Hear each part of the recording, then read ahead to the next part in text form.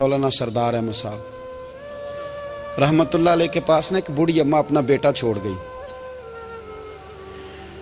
तो हजरत साहब ने को 2, 4, 5 महीने रखा। तो बाद में उसकी अम्मा को बुला के कहा कि भाई तू बेवा है, बेटा तेरा यतीम है, मैं नहीं चाहता कि इसका वक्त ज़ाया हो।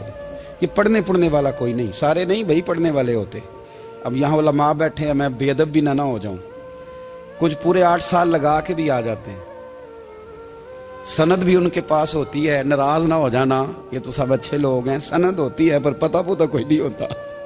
ये आला हजरत ने लिखी है बात। सनद होती है, पूरी डिग्री होती है, उस पर कई लोगों के साइन भी होते हैं। तो बहुत सारे तालिब इल्म ऐसे होते हैं जो मदारस में कहते हैं मैं फाजल फलां हूँ, लेकिन कोई शय पास। तो मौलाना सरदार अहमद साहब मुहद्दिस आज़म पाकिस्तान रहमतुल्लाह अलैह उस बूढ़ी को कहने लगे तेरा बेटा कुंद देना है, पढ़ना पढ़ाना इसने कुछ भी नहीं, तो यतीम बच्चा है, कल को तू कहेगी कि मेरे बेटे ने वक्त ज़ाया किया तो वापस ले जा।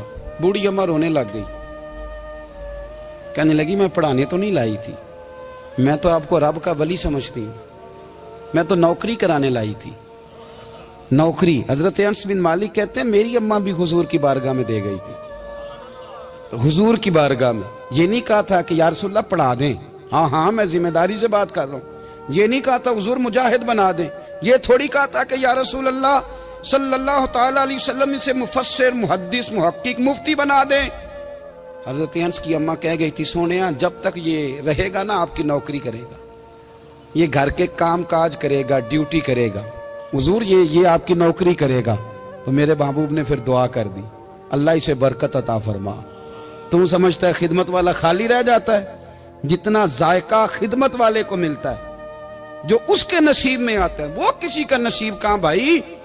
हजरत अनस कहते हैं हुजूर ने दुआ कर दी, बरकत की। मुझे तो खेती बाड़ी आती भी नहीं थी, पर लोगों के बाग में साल में 1 दफा फल लगता था, मेरे बाग में 2 दफा लगता था। हुजूर ने दुआ कर दी अल्लाह इसे औलाद दे। फरमाते हैं मेरे बेटे, मेरे पोते, मेरे नवासे, मेरी बेटियां, फरमाते हैं मैं जिंदा हूं और मेरी 100 औलादे मौजूद हैं। परेशान हो गया 100 सुन के बच्चे 2 ही अच्छे, 100 औलादे मेरी मौजूद हैं। हजरत अनस बिन मौलाना सरदार अहमद साहब के पास ना छोड़ गई बच्चा, कहने लगी हजरत जी मैं को पढ़ाने के लिए थोड़ा छोड़ गई हूँ, मैं तो इसलिए छोड़ के गई हूँ कि आप मेहरबानी करें, खिदमत कराएं। तो हजरत जी कहने लगे कोई ऐसा काम ही नहीं, खिदमत वाला क्या कराऊं। कहने लगी पट्ठे पवा लिया करो जी। हूँ लड़ पेंदे ने, कहने ने बच्चे काम कर दें मदरसे का। हालांकि अब कहाँ बच्चे काम करते हैं, अब तो गुजर गया दौर, अब तो बच्चे काम कराते हैं। अब बच्चे भी नाराज हो रहे हैं, घूर घूर के देख रहे हैं। सही कह रहा हूँ आपको, बच्चे काम कराते हैं, बच्चे कहाँ काम करते। कहने लगी ये चारा डाले करेगा आपकी भैंसों को। तो हजरत ने उसको कहा कि बीबी चारा मेरी भैंसों को डालने के लिए मैंने बंदा रखा हुआ है, तो तू जा ले जा। कहने लगी हाथ बांध के हुजूर मेहरबानी करें रख ले, चारा डालेगा। और पुत्र तवज्जो से चारा डालना हजरत की भैंसों को। रोने लगी, हजरत ने रख लिया, महीने का खर्चा भी देते। शाम को ना वो सारा दिन काम करता, शाम को आके पैरों में भी बैठ जाता, हजरत जी लाएं तेल थोड़ा सा, पैर ना दबा दूं। 8 साल साथ वाले पढ़ते रहे, ये बेचारा नौकरी करता रहा। मेरा रूप भी नहीं ते मेरा रंग भी नहीं, और मैनू यार मनान दा टंग भी नहीं। कभी कभी ना हजरत बिलाल हबशी फारग होते ना, तो नबी पाक की बारगाह में अर्ज करते हुजूर कोई काम तो नहीं, सारे हो गए, हुजूर जाऊं जरा, चले जाते। एक दिन सलमान फारसी कहने लगे या रसूलल्लाह ये बिलाल कहाँ जाता है। फरमाया जा देख के तो आ। हजरत सलमान वापस आए तो आके रोने लगे, कहने लगे सोनिया जब यहाँ से जाता है ना तो जाके सैयदा फातिमा की चक्की पीसनी शुरू कर देता, बीबी साहबा के काम करने लगता है, घर में जाके स्नैन की ड्यूटी करता है, वहां भी काम यहाँ भी काम। वो चारा डालता रहा, उसने चारा डाला। हजरत मुहद्दिस आज़म की भैंसों को दस्तार फजीलत का वक्त आ गया, सारे पगड़ियां सजा के आ गए, आज दस्तार होगी। ये न पीछे होके बैठ गया, चूंकि पढ़ा ही नहीं था तो दस्तार का है कि दस्तार तो उसकी जो पढ़ेगा, हमने तो पढ़ा ही नहीं, हमने तो यार पढ़ा, घर पढ़ा, ड्यूटी करी। हजरत मुहद्दिस आज़म रहमतुल्लाह अलैह के यहाँ जब ऐलान होने लगा ना कि अब दस्तार होगी, तो हजरत ने पहला ऐलान उसका फरमाया। तो मजा वाला बंदा कपड़े भी कदी कदी बदलता है ना, वो कहता है जिस हाल में भी था मैं पलट के देखने लगा कि पढ़ा पढ़ाया तो है, कोई शय नहीं। तो ये माजरा क्या है। पीछे से उठ के आए, तो कहते हैं बाकियों की दस्तार किसी आलिम ने की, किसी सूफी ने की, लेकिन ये भैंसों को चारा डालने वाला जब आया तो मुहद्दिस आदम ने फरमाया पगड़ी के बाल को कोई हाथ ना लगाए, ये सारी दस्तार मैंने करनी है। और फरमाते हैं हजरत बाल भी देते जाते थे और आंसू भी बहाते जाते थे, माथा भी चूमते थे और फरमाते थे दस्तार के बाद चला तो नहीं जाएगा यार, मुझे तो इबादत भी नहीं रह गई, मुझे तो चाबियों को भी नहीं पता कौन सी कहाँ रहती है, जाएगा तो नहीं तू? तो रो पड़ा, कहने लगा सोने जाए तो वो जिसके पल्ले कुछ है हो, आता जाता तो है कुछ नहीं, मुझे किसने रखना है, मैंने कहाँ जाना है, इधर कहाँ, तो इधर ही रहूंगा। वो उस तालिब इल्म के सारे उस्ताद भाई कहते हैं उसने दस्तार कराई, पढ़ा पढ़ाया कुछ नहीं, पर जो मसला अड़ जाता था ना, वो जो अड़ जाता था ना, वो जाके उससे पूछते थे तो किताबें खोलने की जरूरत नहीं पड़ती थी। मौलाना अमजद अली साहब आजमी रहमतुल्लाह अलैह फरमाते हैं यकदम आला हजरत का दरवाजा खुला, ये भी मेरे आला हजरत की जिंदगी है, इसे भी देख, यकदम दरवाजा खुला तो बूढ़े इमाम के पैरों में जूता कोई नहीं और आला हजरत सर पट दौड़े। मैं करीब गया, मैंने कहा हुजूर मैं सदके जाऊं, कहां जा रहे हो? कहने लगे किसी ने बताया मेरा मुर्शद का बेटा रेलवे स्टेशन से गुजरने वाला है, अमजद अली देर न कर यार, कहीं शहजादा नाराज ना हो जाए, मेरे मुर्शद का बेटा, मेरे शेख का पोता, यार जरा जल्दी कर। कहते हैं आला हजरत दौड़े रेलवे स्टेशन पे, उन्हें अगर फतवे लिखने आते थे किल के रजा है खंजरे खूंखार बरकबार, तो वो ये भी कहा करते थे कैसे आकाओं का बंदा हूं रजा, बोल बाले मेरी सरकारों के। दौड़े गए रेलवे स्टेशन पे और बूढ़े शेख सदरुल शरिया कहते हैं मैंने कहा हुजूर मैं ना चला जाऊं? कहने लगे ना पुत्र, मैंने बड़ा नमक खाया उस घर का, मैंने बड़ी नौकरी करी है, मेरी अपनी ड्यूटी है, तुम्हारी तो नहीं ना। मेरे शेख फरमाते रेलवे स्टेशन पे हजरत खड़े हैं तो एक मुसाफिर उतरता, उसके करीब जाते अदब से सलाम लेते तो कहते मारेरा शरीफ से तो नहीं कोई आया? कहते वो मुसाफिर गुजर जाता, दूसरा आता तो फिर करीब जाते, कहते वो उसके आस्थाने से तो नहीं आए, उधर से तो नहीं कोई आया। कहते सारे गुजर गए, जिन मुसाफिरों ने उतरना था उतर गए, ट्रेन चल पड़ी। तो मैंने कहा हुजूर किसी ने आपको गलत इत्तला दी थी, शहजादे तो आए नहीं। कहने लगे यार इत्तला गलत थी या ठीक थी, पर यहाँ तक आने का मजा बड़ा है। आप समझ सकते हैं आला हजरत के दो बेटे हैं, हुज्जतुल इस्लाम मौलाना हामिद रजा खान साहब और मुफ्ती आज़म आलम इस्लाम, दोनों शहजादे इतने बड़े शहजादे थे कि दोनों अपने अपने वक्त के सबसे बड़े मुफ्ती हुए। ये भी तो मेरे आला हजरत है ना, इसको भी तो जरा समझो ना। खुशकी और फिर खुशकी और फिर खुशकी। एक दिन पीर साहब ने कहा, नूरी मियाँ साहब, कि अहमद रजा यार वो भैंसें रखी हुई हैं तो उनको ना गीदड़ आके तंग करते हैं, तो दो कुत्ते मिल जाए ना कभी, तो चलो रात को पहरेदारी करेंगे, दो कुत्ते मिल जाएं। मैं अक्सर सोचता हूँ कि आला हजरत तो आलिम थे, उनका कुत्तों से क्या लेना देना? हजरत जी आपने कुत्तों की बात करनी थी तो किसी दुनियादार से करते, दो कुत्ते मिल जाएं तो जरा जानवरों की देखभाल करेंगे। फरमाया हुजूर सवेरे ही आ जाएंगे। भाई आपका तो ये शुगर ही नहीं, तो आप कहां से लाएंगे? दिन चढ़ा तो दोनों बेटों के गले में रस्सियां डाली। आला हजरत को सिर्फ आप फतवे की रोशनी में देखते हैं, आपको उस शख्स के दर्द का नहीं पता, उसके जायके का नहीं पता, वो किस स्टेज का आदमी है, स्टेटस क्या है तरीकत में, शरीयत में, इश्क में। दोनों शहजादों के गलों में रस्सियां और पकड़ा हुआ है। तो नूरी मियाँ साहब कहते हैं मैं चारपाई पे बैठा था तो नीचे बिठाल दिए दोनों बच्चे, मैं उठ के खड़ा हो गया। मैंने कहा मौलाना ये क्या? कहने लगे हुजूर ड्यूटी भी करेंगे और रोटी भी नहीं मांगेंगे। जिन्हां तना विच इश्क न रचिया कुत्ते ना थी चंगे, मालक देकर राखी कर दे साबर भुखे नंगे। किधर गया ज़ौक़, किधर गया वो दर्द? और फिर जब बारी आई रसूलुल्लाह के प्यार की, जब बारी आई नबी पाक की मोहब्बत की, तो फिर फाजिल बरेलवी का कद अगर लिखने में कमाल है ना, तो महबूब के प्यार करने में भी कमाल है।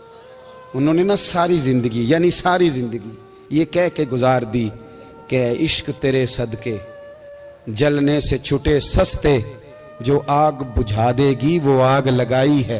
एक सैयद साहब थे, मकान बन रहा था आला हजरत का, तो सामने ना बिल्कुल लाइब्रेरी थी। तो जब मकान बन रहा होता है तो तब सारे मिस्त्री मजदूर अंदर ही होते हैं, तो सबका आना जाना था, सब लोग आते जाते थे बिला झिझक। तो वो सैयद साहब भी एक दिन आ गए, सामने लाइब्रेरी में मिले, फिर चले गए। कुछ दिनों के बाद घर मुकम्मल हो गया, अब औरतें भी आ गईं। तो शाह जी को पता नहीं था, वो पुराना ही माहौल समझ के ना, मौलाना जफरुद्दीन बिहारी कहते हैं पुराना ही माहौल समझ के तो अंदर आ गए। और जैसे ही अंदर दाखिल हुए, सामने घर की औरतें देखी, तो शाह जी माजरत माजरत माजरत करते परेशान हो गए। और फिर जब दोबारा पलटने लगे तो आला हजरत दौड़ के गए, हाथ चूमे, कहने लगे शाह जी आपको तो पता नहीं था, और आप मेहरबानी करें ये माजरत वाला लफ्ज वापस लें, ये मेरे घर की औरतें नहीं, ये तो सैयदों की बांदियां हैं, ये तो नौकरानियां हैं, तो आप मेहरबानी करें, ये अंदाज आपका जो है ये दुरुस्त नहीं, आप मेहरबानी फरमाएं अंदर आए। और फिर सारे खानदान को लेके पर्दे के पीछे खड़ा किया और कहने लगे शाह जी को गलती लग गई, उन्होंने हमसे माजरत की, अब हम सारे मिलके उनसे माजरत करेंगे, इसलिए कि ये रसूलुल्लाह का खानदान। यार थोड़ा बहुत दो चार लफ्ज जिस बंदे को आ जाए ना, दो चार लफ्ज, मैं जाती तौर पे ना, आपको पता है मैं तो नात खानों से तो हमारी बनती नहीं, बहुत सारे नात खान तो हमें वैसे ही नहीं। मैं कहता हूँ नात आने दे जाने का नाम नहीं, नात तो कलाम का नाम है। किसी बुजुर्ग की बात पढ़ो, कुछ मतलब उसमें कुछ ज़ौक़ हो, कुछ दर्द हो, ये क्या बात हुई जो आजकल काम शुरू है। लेकिन आपको पता है हम नात खां की भी इज्जत करते हैं। मैं जिस नात खां से नात सुनता हूँ, मैं दिल की कल्ब की गहराई से उसका हया करता हूँ, मैं इकराम करता हूँ, अल्लाह जानता, मैं एहसास देता हूँ, इसलिए कि मैं समझता हूँ ये जब बोलता है ना तो मुझे मदीने वाले की याद आती, ये नबी करीम की याद दिलाता है, तो इसका एहसास है। आला हजरत फाजिल बरेलवी रहमतुल्लाह ताला अलैह ने नबी करीम से मोहब्बत की और हुजूर सैयद आलम सल्लल्लाहु अलैहि वसल्लम से ताल्लुक़ रखने वाली हर शय से मोहब्बत की। उन्होंने अपने ज़ौक़ को कभी फीका नहीं पड़ने दिया। सारी ज़िंदगी रसूलुल्लाह सल्लल्लाहु अलैहि वसल्लम का प्यार। थोड़े दो चार लफ्ज़ मेरी तरह किसी शख्स को आ जाएं तो वो अदब अदाब के दायरों से निकल जाता है। वो हर चीज़ को किलो काल के जायके में रखता है। इसलिए मुल्ला रूमी फरमाया करते थे, सेठ आदमी हो ना, जेब में पैसे हो तो उसका पीर कोई नहीं होता। अगर कोई ओहदा मिल जाए, बंदा किसी दर्जे पे पहुंच जाए तो उस बंदे का भी मुर्शद है, और अगर चार लफ्ज पढ़ जाए तो अक्सर मेरी तरह के बंदे खलीफे होते हैं, मुरीद नहीं होते। नाराज तो नहीं हो गए आप लोग?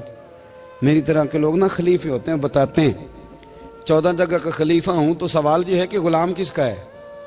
मेरी खिलाफतें। ओ खुदा के बंदे, गुलामी असल चीज है। आला हजरत फाजिल बरेलवी रहमतुल्लाह ताला अलैह ना लोगों से पूछते, जब कोई मदीने से आता, मक्के से आता, हज करके आता, तो पूछते मदीने गए थे? सदर शरिया रहमतुल्लाह अलैह फरमाते हैं, किसी ने कान में आके कहा हुजूर वो मोची हज करके आया। पक्की बात है हुजूर? हाँ। फरमाया चलो चलें। हजरत जी वो लिखना नहीं? तो मैं आके देखते हैं। हजरत मेहमान, ओए आके देखते हैं। कहते दौड़ने लगे, वो जूते गांठ रहा था। जाके पूछा हज करके आए हो? कहा हाँ। मदीना शरीफ गए थे? वो जिस बंदे के पास लोग तारीखें लेने जाएं तो टाइम ना मिले, भाई आज मदीने गए थे? कहने लगा जी बड़ा करम किया सरकार ने, मैं तो 1.5 महीना रह के आया हूं। कहते हैं जुब्बा कहीं, पगड़ी कहीं, कलम कहीं, शागिर्द कहीं, मुरीद कहीं, और अंदर नहीं, हुजरे के अंदर छुप के किसी की तादीम नहीं, चौक में मोची जूते गांठने वाला दुनिया देख रही है। आला हजरत झुके और मोची के पैर चूमने शुरू कर दिए। लोग पकड़ दें, हुजूर ये क्या? वो भी पैर करने लगे, पीछे हट जाओ। ये वो कदम है जो मेरे मुस्तफा करीम के दरे दौलत से होके आए। हरम की जमीन और कदम रख के चलना, अरे सर का मौका है वो जाने वाले। ये जायका, ये दर्द। तो आला हजरत ने ना ज़ौक़ वाली जिंदगी गुजारी, अदब वाली जिंदगी गुजारी, प्रेम वाला वक्त गुजारा, इश्क वाला वक्त गुजारा। हजरत बिलाल हबशी कभी सिपा सालार बने थे किसी जंग में, किसी सूबे के गवर्नर बने हो? बोलो तो सही यार। उनका तारुफ क्या था? नबी करीम के गुलाम। हुजूर के ना जो जाती मामलात थे ना, 20 अंसारी नौजवान थे जो हर वक्त नबी पाक के पास खड़े रहते थे कि हुजूर को हुक्म करें। 20 और 34 से लेकर 40 तक गुलाम हर वक्त हुजूर की बारगाह में रहते। हजरत बिलाल हुजूर के जाती मामलात की खिदमत करते थे। कोई ऐसी वो जो तबलीग की या दावत की या जंग की या जिहाद की कोई ड्यूटी नहीं वो करते, जाती खिदमत सरकार की। हजरत उमर फारूक वो शख्स हैं कि जिन्होंने कभी किसी बंदे को खातर में नहीं लाए वो। लेकिन जब हजरत बिलाल आते थे ना तो जनाब उमर उठ के खड़े होते थे, कुर्सी छोड़ते थे और फिर एक नारा लगाते थे, कहते थे या बिलाल अंता सैयदुना, बिलाल तू हमारा सरदार है यार, तू हमारा। यानी इश्क का ज़ौक पूरा करना उन्हें भी आता था। इसलिए मेरा मशवरा है, मेरी राय है, और जो मेरा हुक्म मानने वाले हैं उनके लिए मेरा हुक्म है कि ज़ौक ना कभी भी खराब करना, कभी भी ना ज़ौक ना खराब करना, अपना लुत्फ। मैंने कई दफ़ा, मैं पहली दफ़ा मदीना शरीफ हाजिर हुआ तो एक बाबा जी मेरे आगे आगे थे, तो उनको ना धक्के मार रहा था। वो सामने खड़े होते हैं ना, अल्लाह खैर फरमाए, अपनी अपनी ड्यूटियां ना, उनकी भी एक ड्यूटी है ना जी। तो वो धक्के मार रहा था तो बाबा उसे कह रहा था तेरी खैर होवे पहरेदारा, रोजे दी जाली चुम लैन दे। उन्हें फिर धक्का मारिया तो फिर उन्हें कहता तेरी खैर होवे पहरेदारा। मैंने, वो बिल्कुल अनपढ़ बाबा जी थे पर मुझे उन्होंने बहुत बड़ी बात समझा दी, मैंने उनसे बड़ा सीखा, मिंबर पे जिक्र कर रहा हूं। वो तीसरी दफा फिर धक्का मारा, तेरी खैर होवे पहरेदारा, रोजे दी जाली। तो बाबा जी बाहर निकल आए तो मैं भी पीछे निकल आया। तो मैंने कहा बाबा जी यहाँ कुछ इन्होंने बांग्लादेशी और हिंदुस्तानी भी रखे हुए हैं, पर ये तो अरबी था खालस। उन्होंने कदों ਤੁਹਾਡੀ भी समझ आती सी, तुसी पंजाबी ਦਾ शेर सुनाई जा रहे हो। कहते पुत्र मैनू भी पता है उन्होंने नहीं समझ आ रही, पर मैं तो अपना रांझा पै राजी करता सा। मैनू पता है उन्होंने कहा ओ यार असी रांझा भी तो राजी करना है कि नहीं, कि सारी जिंदगी किलो काल के झगड़े में पड़े रहना। ऐ इश्क तेरे सदके जलने से छुटे सस्ते, जो आग बुझा देगी वो। और एक जगह पे आला हजरत कहते हैं जान दे दी वादा दीदार पर, हमने जान दे दी। हाँ, खाली उसने वादा किया था कि आऊंगा, आया नहीं था, पर जान हमने पहले दे दी। तो इसलिए ना ज़ौक, शौक, प्यार, वारफ्तगी, मोहब्बत असातिज़ा के लिए, बुजुर्गों के लिए, उलमा के लिए, मशाइख के लिए, बड़ों के लिए ना ज़ौक ना कभी ख़राब होने पाए। अल्लाह आपको सलामत रखे।